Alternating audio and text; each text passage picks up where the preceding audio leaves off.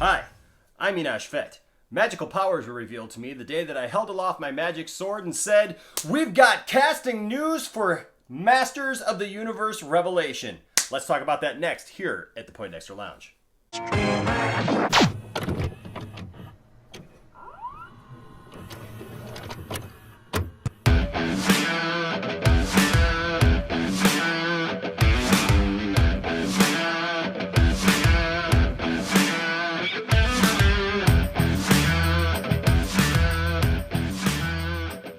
Nerd family, welcome once again to the Poindexter Lounge. My name is Enosh Fett, and I have the power! Along with the lovely Tiftastic. And of course, Isaac Juan Kenobi. And hey, if this is your first time to the lounge, just know this. The Poindexter Lounge is a place for nerds. Now today, I'm super excited about our topic, but hey, look. This is a chance for us to get together and talk about all the things that we love. Things like TV shows, games, movies, sci-fi, fantasy, comic books, superheroes, Star Wars, Star Trek, comic books, DC, Marvel, all that good stuff, Stranger Things, and of course, Masters of the Universe. And if that sounds like something that you would like to be a part of, because I mean, who wouldn't? It's only like the best place to be in the world, then please hit that subscribe button so that you can be a part of this growing nerd community. We are on our way to 10,000 subscribers, and we want you to be a part of that. So please hit that subscribe button today, all right? Now, we are not going to waste any more time because we need to talk about this stuff pronto. We've had a long weekend and haven't been able to hit some of these things that came out this weekend, and so today I needed to talk about this, and that is, of course, we've got casting news for Kevin Smith's Masters of the Universe Revelations series on Netflix. Netflix? Netflix. It's Netflix. I don't. Is it like Batflex Netflix? Well, He-Man, he's flexing. So, there you go. All right. So here's the thing, guys. When this first was revealed that they were doing this series, I was super excited. Now, not only that, but stay tuned also because we're going to also talk about some new information and news that has come out about the live-action He-Man movie that's supposed to come out, because they're still doing that apparently. So we'll talk about that later here in the video, so stay tuned. But first we're going to talk about the casting news, because I couldn't be more thrilled with this casting news. This casting news is insane. Here, Tiff, you want to go off of this? I have it right here. I know, but you want to go here. I want to put some. Let's put some names, some faces with these people that are going to be in there. Tiffany, you want to just read off a couple of what we can expect here? Just a little name here called Mark Hamill. I'm done. You sold me. I want to watch the show. All right, you got me right there. Mark Hamill as Skeletor. Mm-hmm. You're blowing my mind right now. I remember during it was either a Flash live stream or a live stream about Crisis. You said that somebody asked that question, like, "Oh, what would be like a preferred casting?" Yes. Like He-Man, and you said Mark Hamill as Skeletor. Yes. So well, you have the Joker laugh, and to have him do the little Skeletor giggle, that's where I know he's gonna nail that voice. So here's my question though, because this series, if you don't know already about this series is actually supposed to be a continuation of the original cartoons. Yeah. Right. That's something I was wondering about. So I've read a synopsis. There's little bits and parts of information that keep kind of leaking out, and it's hard to tell. This is what I have gathered from just reading. I can't say that this is legit. Mm-hmm. So spoilers if you're not into spoilers for this series. But this is kind of the setup that I've heard, is that this takes place years after the original cartoon series. The Power Sword is missing. Teela and maybe Man-at-Arms have to go out looking for the Power Sword. We don't know. I haven't seen any information as to whether Prince Adam has been stuck as Prince Adam, or if he's been stuck as He-Man, because he needs the Power Sword either way. And if he was Prince Adam and they lost the Power Sword. But apparently there was a final battle between He-Man and Skeletor. This will also maybe explain why one of these characters who is in here to begin with. And we'll talk about that in a minute. But there was a final battle that happened between He-Man and Skeletor. The good guys won, but for this long time, the Power Sword has been lost. I like that setup, first of all. I like that setup a lot. I loved He-Man growing up as a kid. I had all the figures. I had all the stuff. I got a whole collection of He-Man stuff right now. Some of which you got from me and my brother who still had ours. There you go. I'm excited that this is a continuation because it doesn't. Now, look, don't get me wrong. I will say this. I enjoyed the cartoon that was just out a few years ago that they did. I thought it was really done well. But obviously, that was a whole new thing unto itself. This will be interesting because Mark Hamill as Skeletor, will they try to recreate the voice? Because they didn't in the last iteration of He-Man. They didn't try to recreate the voice. Basically, in nothing that has come out since have they really tried to recreate that original voice for Skeletor, which we all loved. Oh, yeah. We all loved that about Skeletor. So I would love... I'm also interested to see if they're going to do the same thing with Prince Adam and He-Man's voice too. With Chris Wood. Yeah. So let's talk about that. So Chris Wood, who is on, we watch the DC shows. I love him on Supergirl as Mon-El. Mon-El. He was great as Mon-El. I loved him as Mon-El. So he is Prince Adam / He-Man. So obviously Prince Adam is in it. So we'll have to see where we. Probably whatever he starts as, and then if they get the sword back, how that. If I had to feign a guess at this, he's Prince Adam. He's Prince Adam. He-Man's been missing for forever. Obviously, Man-at-Arms would know. It'd be interesting. Did Teela ever find out about the secret that he was He-Man? That kind of thing. But, He-Man's been missing. The Power Sword's been missing. Teela, a.k.a. Sarah Michelle Gellar. Sarah Michelle Gellar as Teela. That's cool casting. Sarah Michelle Gellar. Kanan's wife in real life. Yeah. Or she was the seventh sister. Yeah. So there's your main ones. Diedrich Bader. Oh, I love him as King Randor and Trapjaw. Yep. Now here's something interesting. There's a lot of DC connections here, and I really. But of course you got Kevin Smith. Yeah. Right. So you Griffin got Newman as Orko. Well, hold on a second. Let's talk about Diedrich Bader because excited. Diedrich Bader is a Batman. Yeah. We got a couple Batman here. We've got a couple of Jokers. He was also in Office Space and in Napoleon Dynamite. You know what I'd do if I had Diedrich Bader as King Randor and Trapjaw. I like that because I can hear him doing Trapjaw's voice. I like that deal. Going down the list, Stephen Root as Cringer. So there's another Office Space connection because you know who Stephen Root is. Yep. Yeah. So Stephen Root as Cringer, I love that. Is he going to burn the whole place down? I don't know. No, unless he gets a stapler. If he doesn't get his stapler back. And I look forward to seeing how they portray Cringer. See, that's the exciting thing about this for me, and I'm kind of bubbling over with joy because it is a continuation of the first series. So I'm kind of imagining what it's going to be like because it's literally after the old series. So I'm not expecting it to be like this complete reinterpretation of all this stuff. I'm looking at this as being an updated version of the thing that I loved when I was a kid, made by a guy who usually gets it, right? Or like Kevin his Smith, right-hand man playing the funny... Well, Kevin Smith usually gets this stuff that I love, right? And is respectful to it. So I'm excited about that. His daughter even gets to play a role. Yeah, so also you got Alicia Silverstone as Queen Marlena. And we haven't heard a lot from Alicia Silverstone in a long time. She's doing the family thing, that's why. Yeah, so Alicia Silverstone is good. Now, you mentioned already Kevin Smith's right-hand guy. Now, we just watched... Jason Mewes is playing Stinkor, of all people, which is awesome. We just watched the latest Jay and Silent Bob... Reboot movie.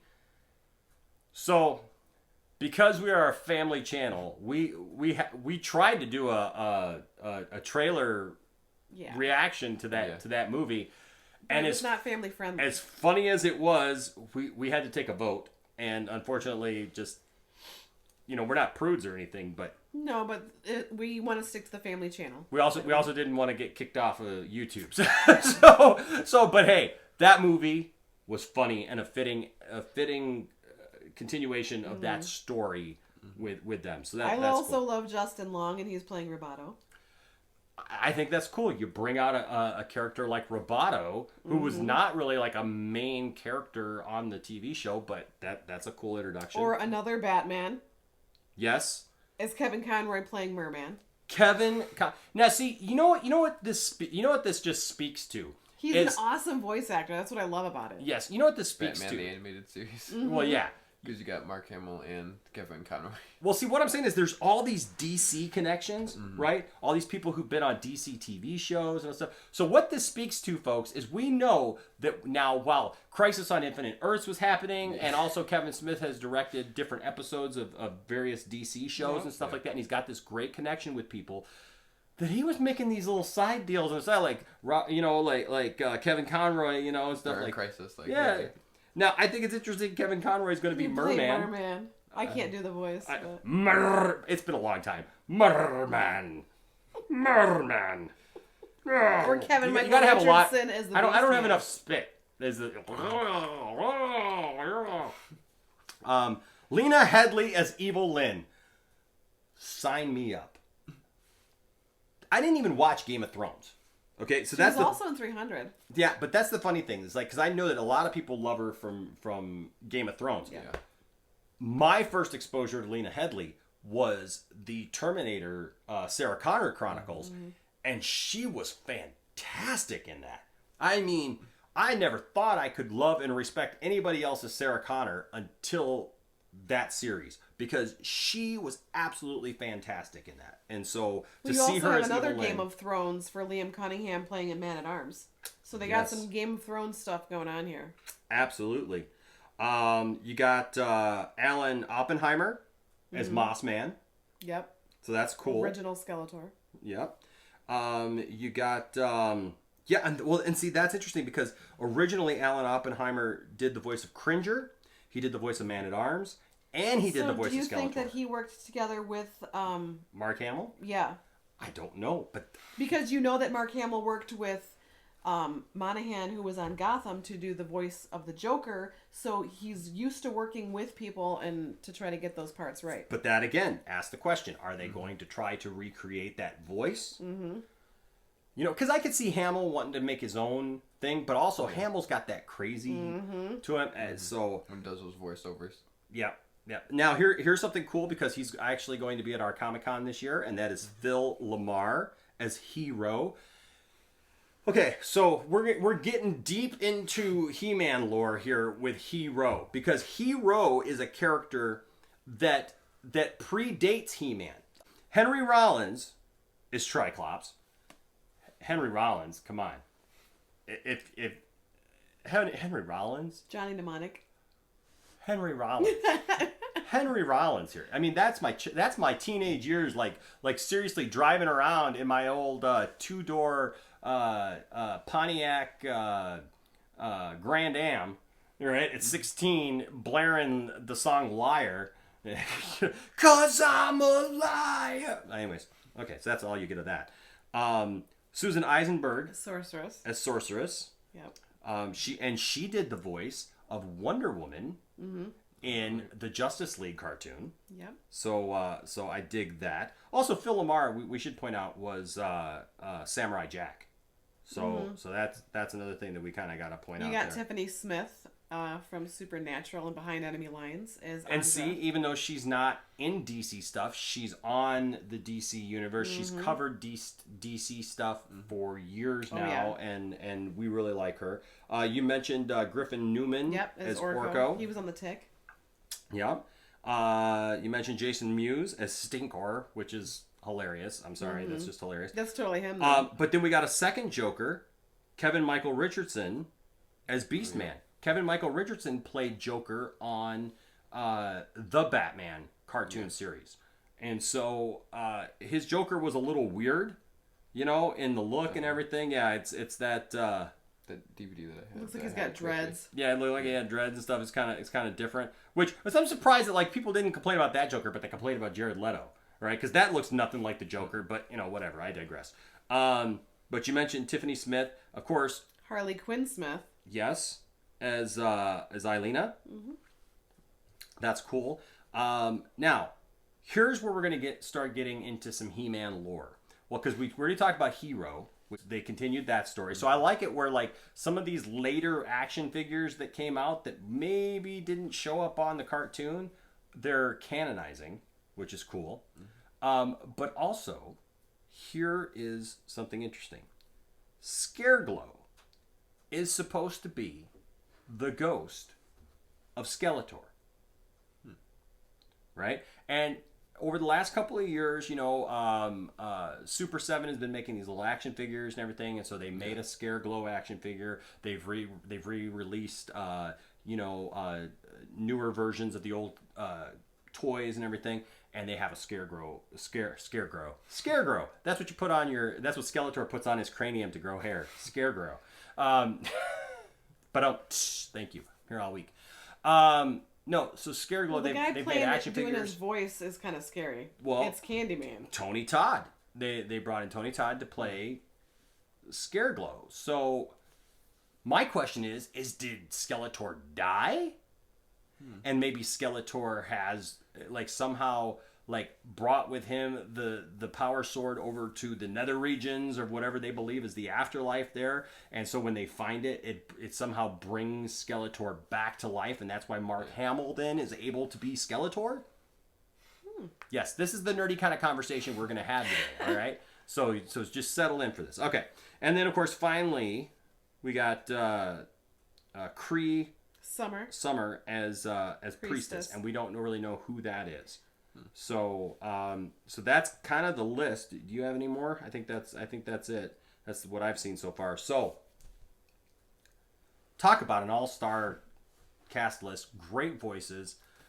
I'm excited about this. I'm probably more excited than either of you two, just because it's He-Man. Come on. No, I was the one that when I was being the girly girl, I stole my brother's He-Man to play with my Barbies. So I have always liked that, even before She-Ra. I'm just imagining squatty little He-Man walking up to Barbie and be like, "How you doing, tall, big drink of water?" Pretty much. Yeah, I hear. Well, he was half naked. Your Barbies were probably naked. It's a recipe for an interesting night there with them. Okay, so that's the Revelation news. All right, is all that. But on top of that, there's been this He-Man live action movie that has been in development. It's been honestly in development hell. We hear about it and then not hear about it for a while. Yeah, my friend Johnny and I did a video when I was in Kansas City last year about this, and when they were talking about it, and then it was then we got casting news, and then everybody kind of looked at Noah Centineo and went, not so sure there, Charlie. And I'll be honest with you, I haven't seen a recent picture of Noah Centineo, but I am going to read you this article because apparently Noah is still gearing up for this movie. Now, just recently they put the movie on hold, and is he gonna have the bowl cut?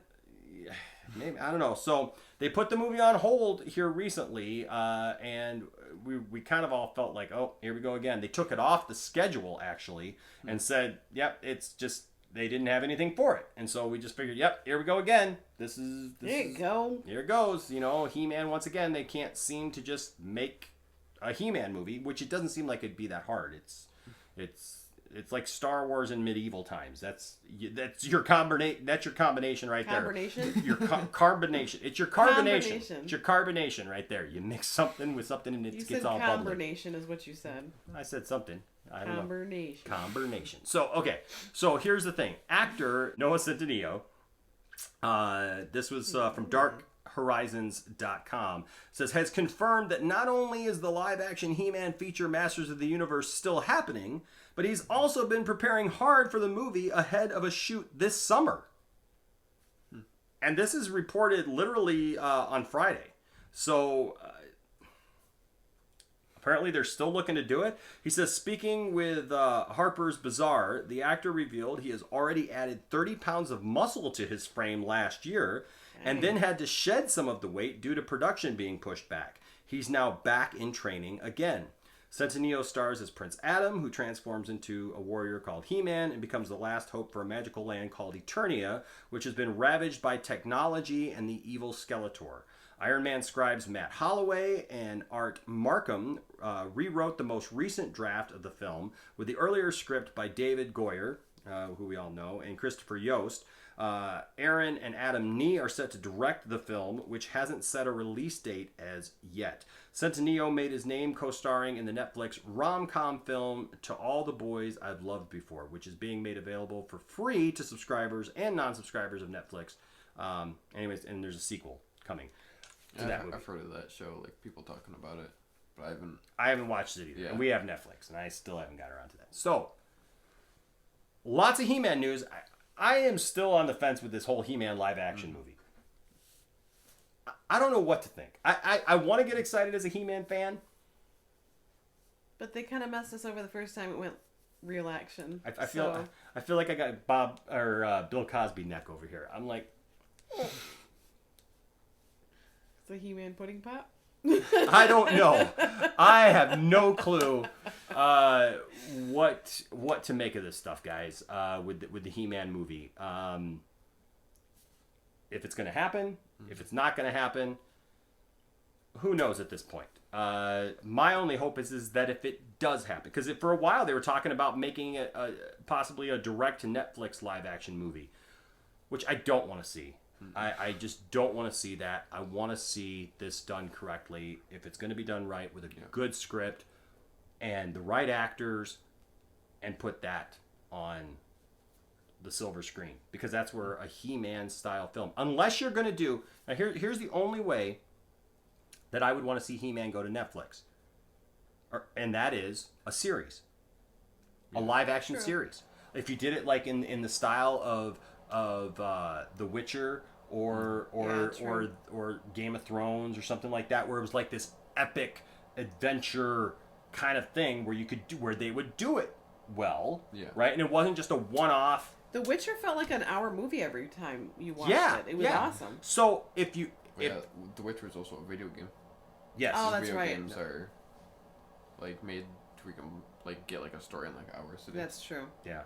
So I would be open to that, but I don't want to see it as a made for TV movie. I don't want to see, even if it is Netflix, I just don't want to see that, because then it's a one and done. Nobody's going to come back to it. Mm-hmm. You do it as a series, I'd be down with that, because then you'd be getting some live action He-Man every week. I'd watch that right now.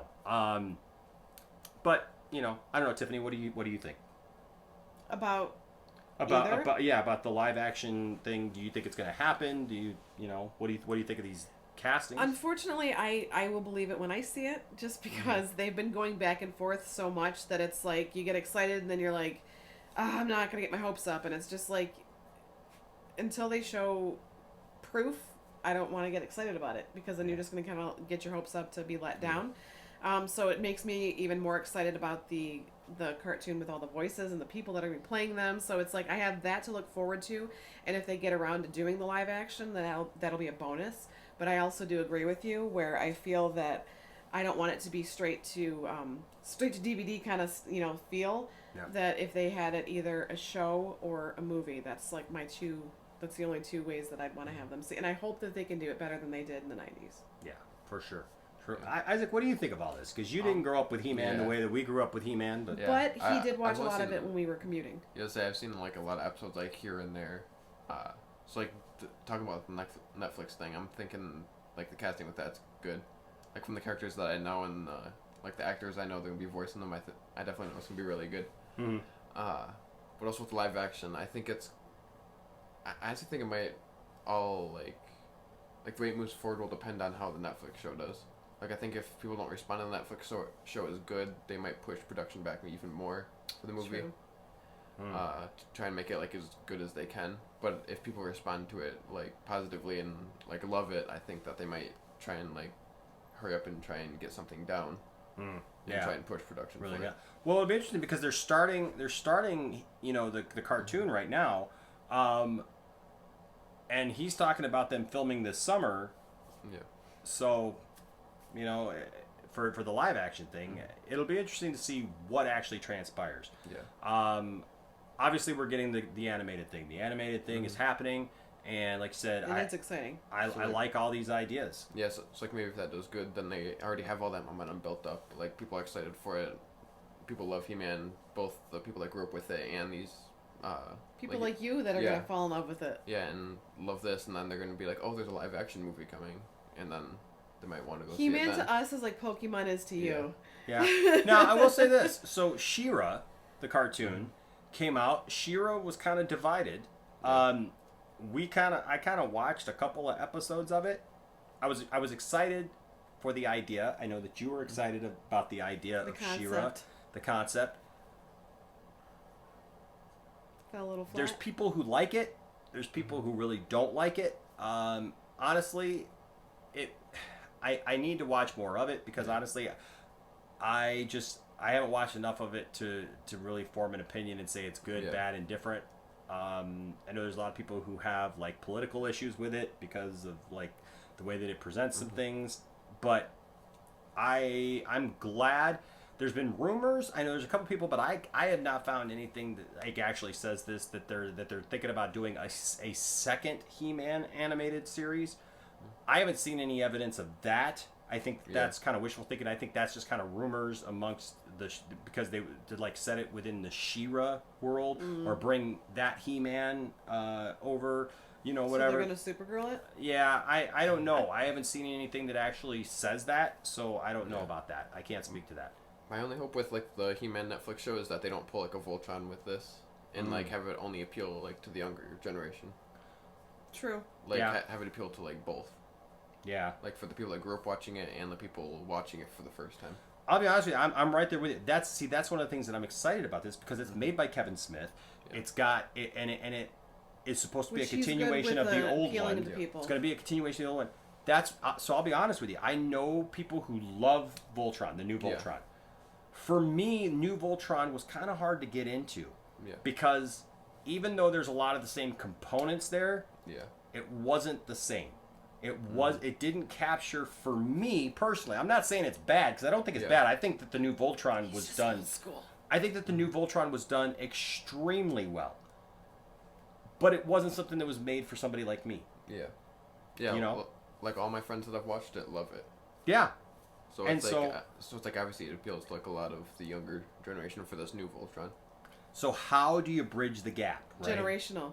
How do you bridge that generational He-Man gap? So it'll be interesting to see. But what do you guys think? Let us know. Have you guys stayed around for this whole conversation? Let us know down in the comments section, all right? Also, follow us on social media. If you like what you see here and you like these kind of discussions, please, we would love to have you guys be a part of this and help support it in some way. And you can do that through our Patreon or also through our merch offerings. We have merchandise. We got all kinds of cool items that you can find in our store. And these are some of the people who support us already.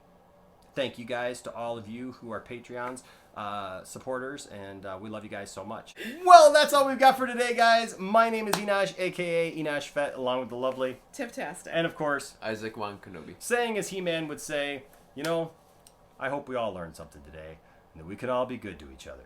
Until next time, bye-bye. Hey guys, if you made it this far in the video, you are awesome. Thank you guys so much for your support.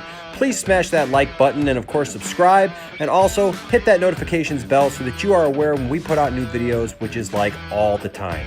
Thanks for being a part of the Poindexter Lounge, and we'll see you next time.